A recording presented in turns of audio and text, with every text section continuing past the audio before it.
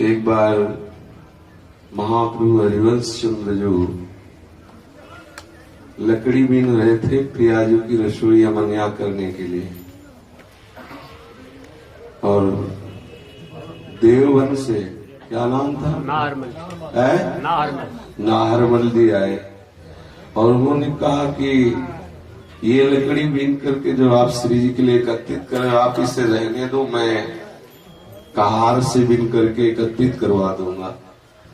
तो महाप्रभु ने कहा कि जाओ, आज के बाद हमें मुख मत दिखाना, तुम रजोगुणी हो, श्री जी की सेवा के लिए ऐसा बोलते हो, आज से हम तुम्हारा त्याग करते, तुम हमारे शिष्य नहीं, हम शिष्य भाव से त्याग करते।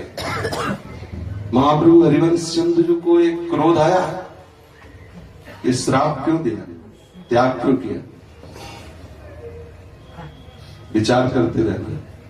श्री रूप जी के शिष्य जीव जी रास्ते में दिग्विजय की जय जयकार होती जा रही थी, देखा गुरु को परास्त करके जा रहा, उन्होंने परास्त कर दिया उसे।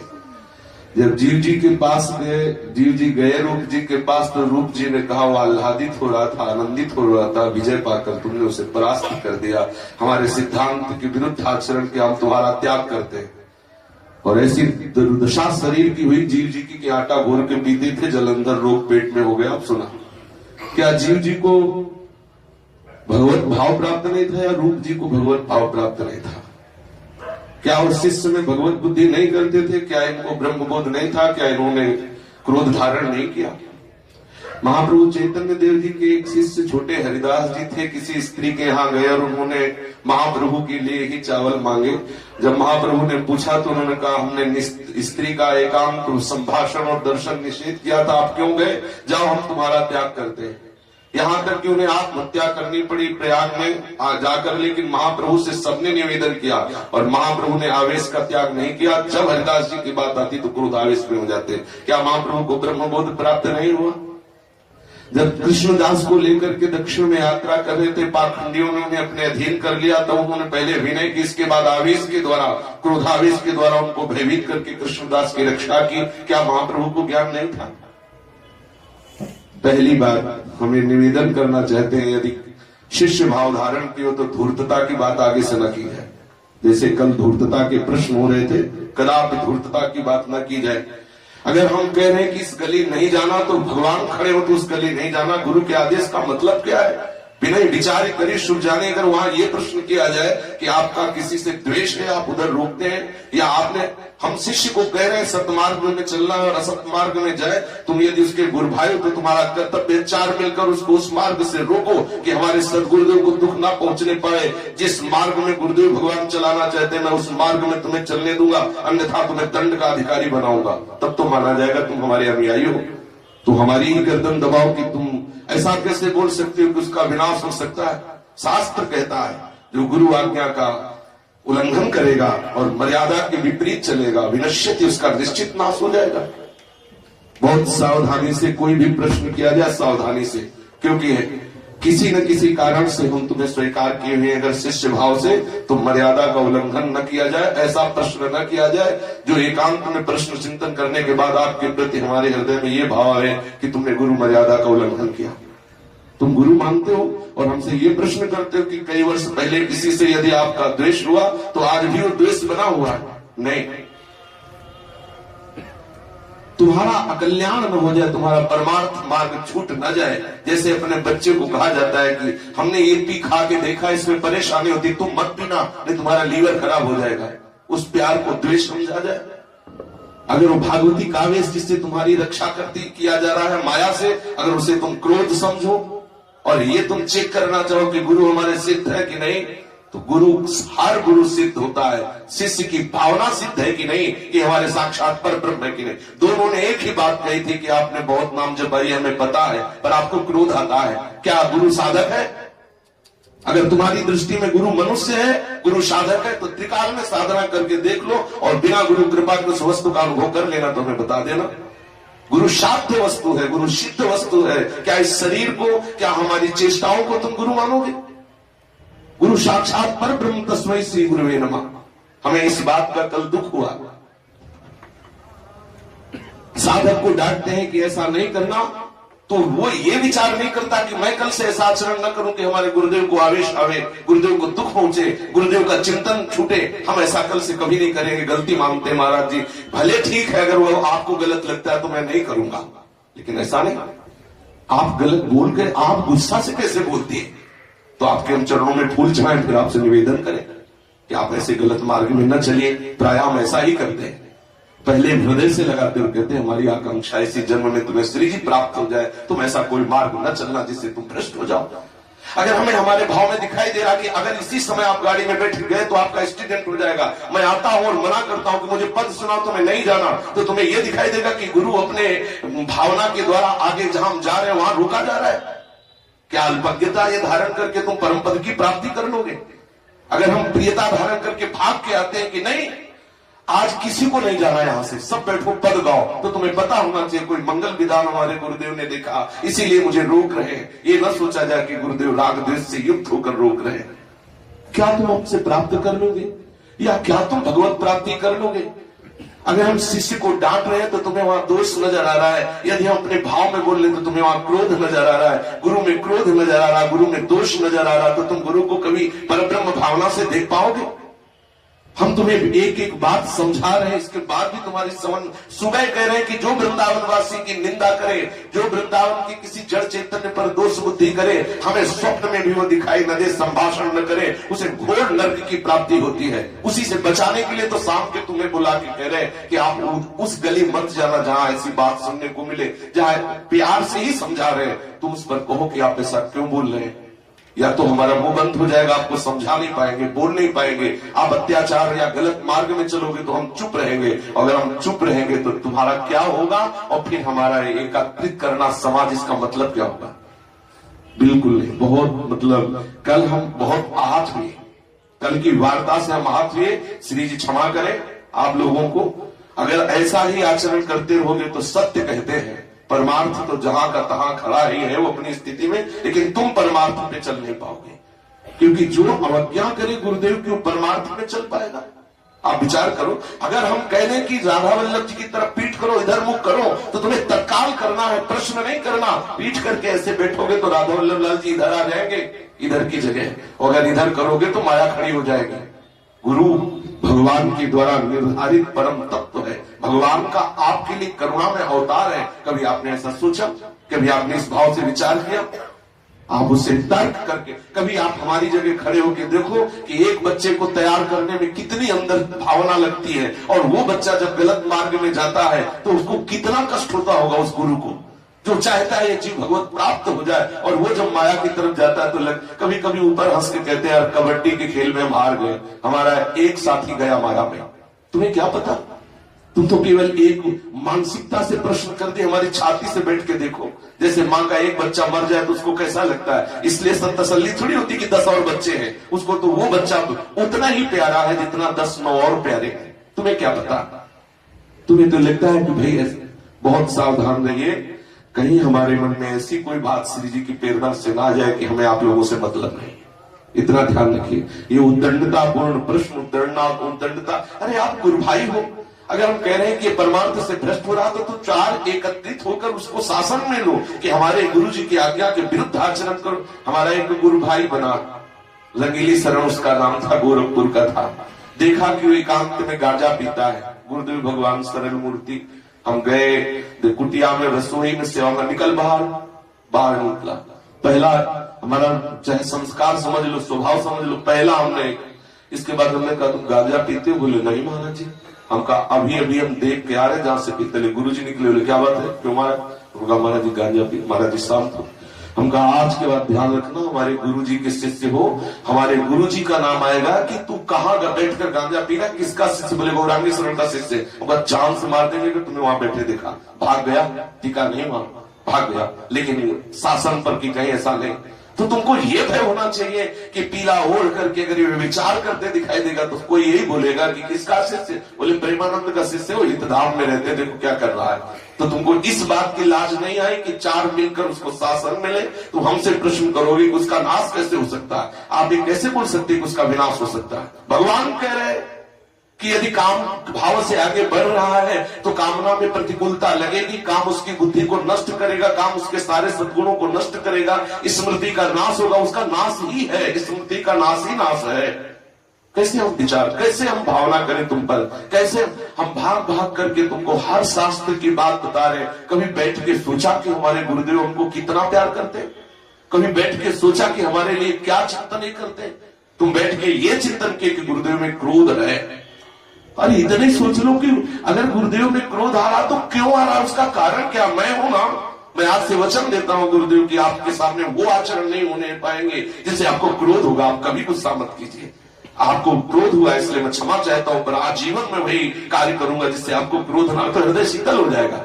आपको क्रोध नहीं आना चाहिए। हम चाहे विचार मार्ग में चले और आप प्रसन्न होकर अपनी शक्ति के द्वारा सिद्धाई दिखाकर हमारा कल्याण करो तो हम मानेंगे आपको गुरुदेव है। आप हम बुरा आचरण करें, आप हमें रोक लेना तो गुरुदेव है। ये ऐसा उद्दंडतापूर्ण प्रश्न नहीं। हम आपसे क्षमा मांगेंगे कि हम आपको शिष्य बनाया तो हमें कभी पश्चाताप न हो कि हमने गलती कर दी। ये बिल्कुल ध्यान रखना। हम परमार्थ के लिए सब बैठे हुए हैं, किसी से स्वार्थ का एक भी संबंध नहीं है।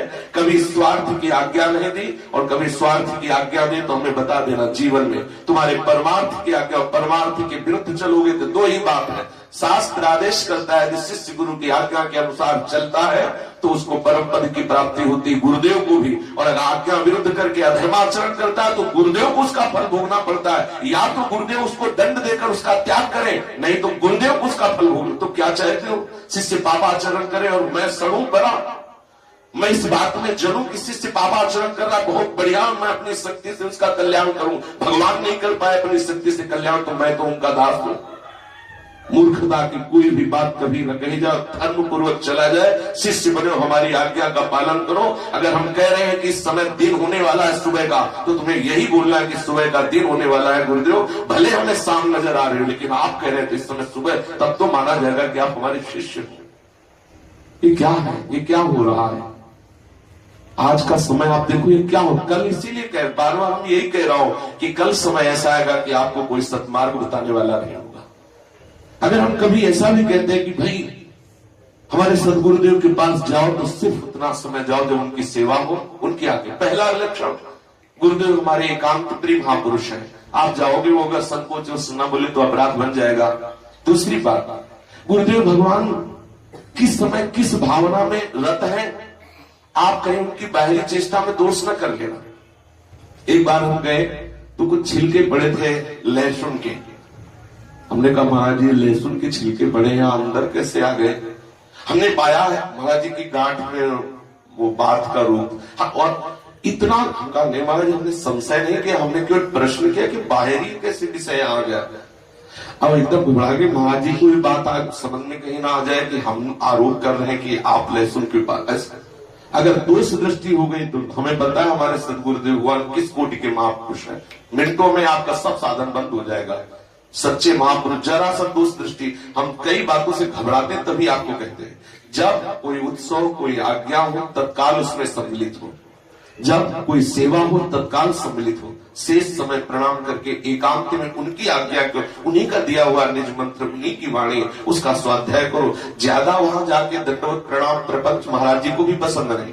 अगर हम कहीं इशारे से रोकते हैं तो उसका कारण गुरु से द्वेष नहीं है, आपको बचाने के लिए कि आप हमारे बच्चों का कोई अपराध न बन जाए। क्योंकि यहाँ हमारा अपराध अगर बनेगा भी ना तो हम अपना अपराध मानेंगे ही नहीं तुमसे। अगर हमारे प्रति कोई भी अपराध बनेगा ना तो हम उसके पहले श्री जी से प्रार्थना कर देते हैं कि आप इनको कष्ट न देना, इनकी बुद्धि भ्रष्ट न करो। लेकिन गुरु अपराध बन गया तो उमा क्षमा श्रापौते भारी, अपने कर्म जायब करे, आपका पतन हो जाएगा। हम कुछ भी कहते हैं तो बहुत सोच विचार के कहते हैं।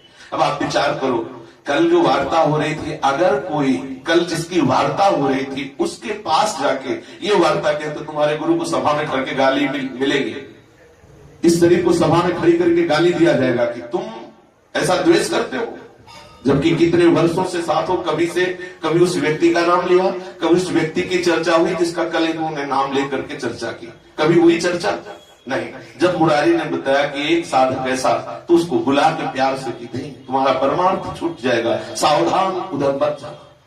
फिर इतनी मूर्खता है कि उस व्यक्ति का सभा में नाम घोषित कर रहे हो, और वो सभा में कहीं अगर उसके पास पहुंच जाए तो उसके मन में कितना वैर भाव आएगा कि हमारी सभा में निंदा की जाती है, हमारे विषय की सभा में चर्चा की जाती है। अब विचार करो, अगर कोई संशय भी हो, कोई बात भी हो, एक तो हमारा ऐसा खुला स्वभाव है कि आपको संशय रह ही नहीं सकता। हर बात एक पॉइंट को 100 बार बोलते हैं कि तुम्हारे संशय रह ही न जाए, ऐसा सत्संग होता संशय रह ही न जाए। हमारा आपके प्रति क्या विचार है ये अंदर का विषय है, लेकिन आपको अगर पता चलता है कि हमारा कोई साधक स्पर्श करेगा तो आप भ्रष्ट हो जाओगे, तो हम उसको रोक देंगे। उसमें दोष बुद्धि थोड़ी हुई, आपका प्यार, आपका बचाव हुआ। सुलझो और समझो, ऐसे कोई क्रिया, ऐसी कोई वार्ता न करो जिससे हमको लौटना पड़े अपने देश में आप लोगों से। अगर हम कहीं के लिए भी निषेध कर रहे हैं तो उसमें ना द्वेष है, ना उसके प्रति दोष बुद्धि है, उसके प्रति आपका बचाव पक्ष और आपका प्यार है कि कहीं ऐसा ना हो जाए कि आप चूक कर बैठो जिससे आपका परमार्थ भ्रष्ट हो जाए। हम झुके हुए खड़े कि हमारे ऊपर पैर रखकर चलो ऊपर श्री जी के पास, और जब आप लड़खड़ाओगे तो हमें कितना कष्ट होगा आप जान नहीं पा रहे। जीवन में हमने 1 रुपया प्रतिग्रह नहीं लिया, 10,000 लेते, क्यों? आपके लिए तो क्यों?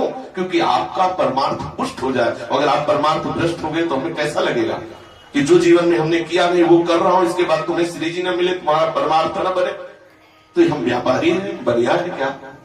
तुम संसारिक आदमी है क्या कि संपत्ति और रुपया पैसा बटोरने के लिए प्रवचन कर रहे हैं कि बाबा जी बने? अरे आपका भरण पोषण इसीलिए तो कर रहे हैं कि आप भगवत प्राप्त महापुरुष बने, तो आप हमें सहयोग कीजिए, ताकि आप हमारा विरोध। बहुत सावधान, बहुत सावधान रहिए, बिल्कुल। कहीं ऐसा देखो, कहीं ऐसा अगर हुआ कि हम विवश होकर चुप हो गए, फिर हिसाब नहीं कर पाओगे। फिर तुम में इतनी सामर्थ्य नहीं कि तुम हिसाब कर पाओ हमारे चुप रहने का।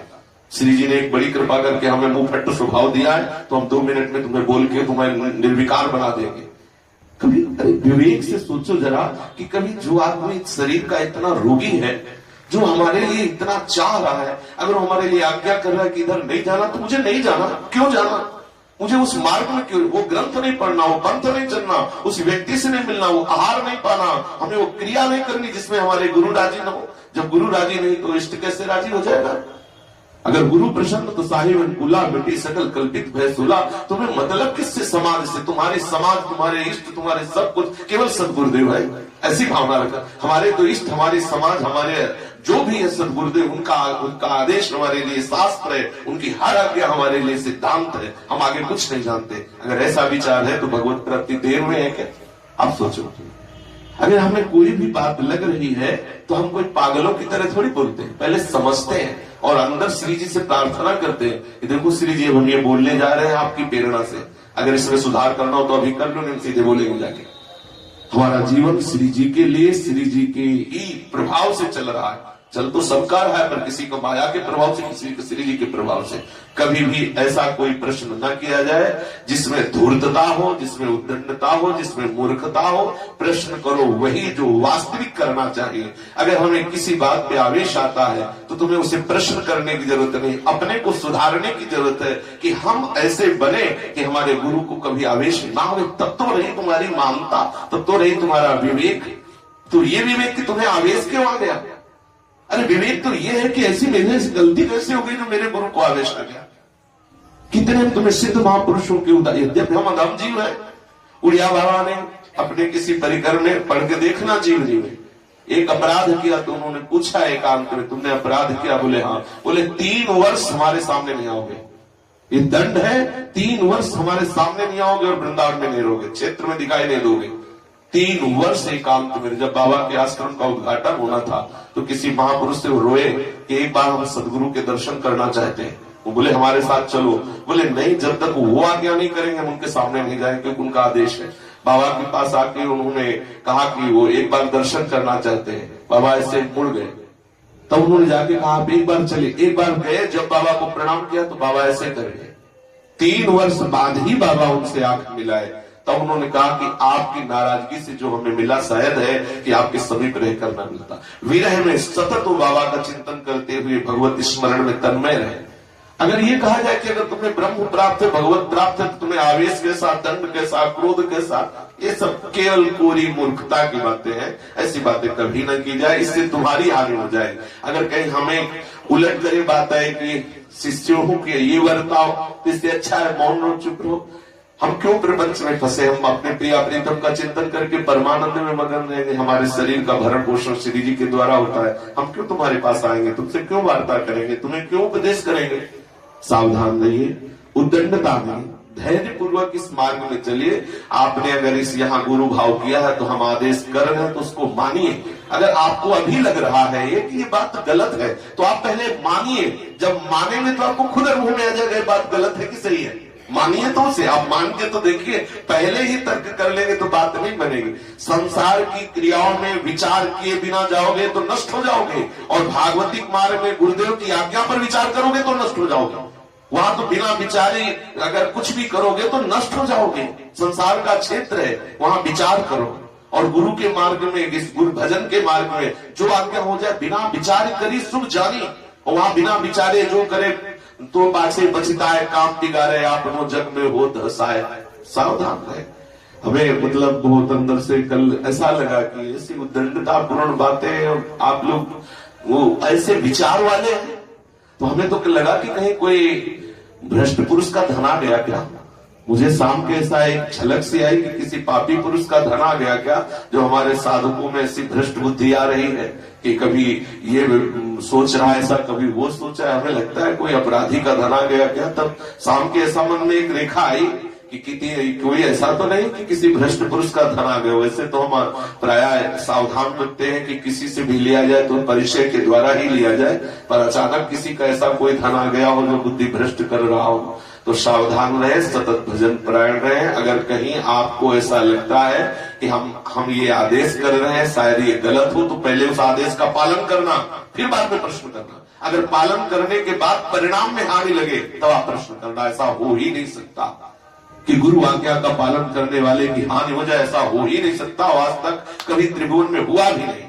तो इसलिए प्रमाद स्थिति का त्याग किया जाए, हम बार बार समझा रहे। और देखो हम इसलिए बार जो व्याकुलता होती है ना, हमारे गुरुदेव भगवान का नियम है 100 बार नाक रगड़ोगे तब मंत्र देने की बात सोचते हैं। आज हम अपने आप कहते हैं कि तुम्हारा समय हो गया, तुम ले लो मंत्र। जानते हो क्यों? क्योंकि हमारा शरीर रुग्ण, मुझे लगता है बहुत कम समय है, ये जीवन कब नष्ट हो जाएगा। इसके पहले ही हम तुम्हें इतना पुष्ट कर दे कि तुम्हें भ्रमित ना होना पड़े संसार में, भजन मार्ग में तुम आगे बढ़ जाओ। किसी से इतने लोग हैं, बार बार पूछना अच्छा नहीं रहता। किसी से आज तक बोला कि तुम शिष्य बने हो, मैं 1 लाख रुपया दो? किसी से बोला? किसी से बोला तुम शिष्य बन जाओ? किसी से नहीं बोला। फिर अगर हम आपको आदेश कर रहे हैं तो किसी लोभ से कर रहे हैं क्या? क्यों आप उस पर संशय क्यों? क्या शिष्य बनने के बाद गुरु की आज्ञा का पालन करना शिष्य का कर्तव्य नहीं? केवल गुरु का कर्तव्य देखना है, अपना कर्तव्य नहीं देखना। अगर अपना कर्तव्य देखोगे तो अपने आप आपको गुरु की महिमा प्रकाशित नजर आएगी। जब एक द्रोणाचार्य की मिट्टी की मूर्ति बनाकर उस सर्वश्रेष्ठ धनुधर हो सकता है, तो तुम इस पांच भौतिक में सच्चिदानंद का आरोप करके क्या भगवत प्राप्ति नहीं कर सकते? आप विचार करके देखिए। धनुर्विद्या कोई मंत्र तो है नहीं। धनुर्विद्या में तो प्रगट चाहिए कि कैसे प्रत्यंचा खींचनी, कैसे धनुष चलाना है। जब ऐसी बात भी केवल मूर्ति से सीख सकता है तो तुम अपने गुरु पर परब्रह्म की भावना करके क्या परम तत्व का बोध या प्रेम प्राप्त नहीं कर सकते? अगर गुरु को मनुष्य मानोगे, साधक मानोगे, संत मानोगे कि हाँ भाई ऐसा, चलो थोड़ा और भजन, हमसे ज्यादा थोड़ा भजन कर लेते होंगे, बस ऐसा, क्या कभी अनुभव में आने वाला? गुरु को मनुष्य, संत में जाति बुद्धि, चरणामृत में जल बुद्धि, मंत्र में केवल शब्द बुद्धि, और प्रसाद में ठाकुर के जो महाप्रसाद भोग है उसमें अन्न बुद्धि, के ठाकुर के स्त्री विग्रह में पाषाण आदि धातु बुद्धि। क्या ऐसे भगवत प्राप्ति के साधक को, ये भाव रखने वाले को क्या सच्चिदानंद की अनुभूति हो जाएगी? कभी नहीं होने वाली। अपना सुधार कीजिए, अपने मार्ग में चलिए, अपने भाव को ठीक कीजिए, अपना सुधार। आप सब हमारा सुधार करने आए कि हमसे सुधरने आए हैं? हमें तो लगता है कि भगवत कृपा हुई, शिष्य हमारा सुधार करने के लिए हमें मिले। हमें तो कभी कभी यही असर होता है कि शिष्य गुरु का सुधार कर रहे हैं, उसे अच्छा ही है, भगवानी स्वरूप में मिल गए, पर आप ये समझो कि इससे तुम्हारी हानि हो जाएगी, तुम अपना सुधार नहीं कर पाओगे। बहुत सावधान होकर भजन परायण रहो।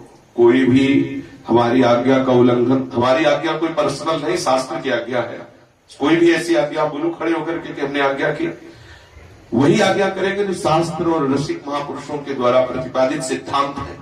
और प्रगट में व्यवहार में जहां हमारी अनुभूति ये कही है कि इसके संग से, इसके खाने से, इसके मिलने से, इसके बात करने से तुम्हारा परमार्थ नष्ट हो जाएगा, वहीं रोक देंगे। ये मत खाना, इसको मत छूना, इससे मत बोलना, इसके पास मत जाना। उसको द्वेष न समझा जाए, उसको समझा जाए हमारे ऊपर कृपा हुई है, जो बात हम कल समझते हैं वो आज ही हमें समझ लेनी है। कल हम पश्चाताप करके छोड़े, उससे अच्छा है आज हम समझ लें। श्री राधा